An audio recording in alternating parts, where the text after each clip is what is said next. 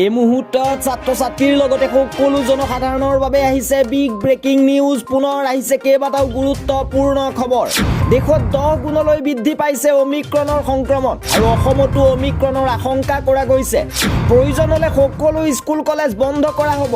পুনৰ আহিছে কেইবাটাও গুৰুত্বপূৰ্ণ খবৰ। সবিশেষ এই ভিডিঅ'টোৰ মাধ্যমেৰে উপস্থাপন কৰা হৈছে। আহক আজিৰ ভিডিঅ'টো আৰম্ভ কৰোঁ। নমস্কাৰ সকলোকে, আজিৰ ভিডিঅ'টোলৈ মই বিশ্বজিৎ বৰাই স্বাগতম জনাইছোঁ। প্ৰথমে জনাব বিচাৰিছোঁ এটা গুৰুত্বপূৰ্ণ খবৰ।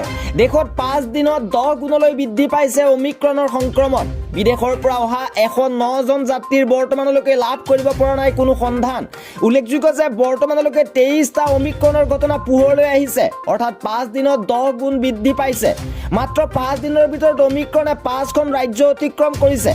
মহাৰাষ্ট্ৰত 10 জন, ৰাজস্থানত 9 জন, কৰ্ণাটকত 2 জন, দিল্লী আৰু গুজৰাটত ক্ৰমে এজনকৈ লোক অমিক্ৰণত আক্ৰান্ত হৈছে। আৰু ইয়াৰ মাজতে আহিছে এটা উদ্বেগজনক খবৰ।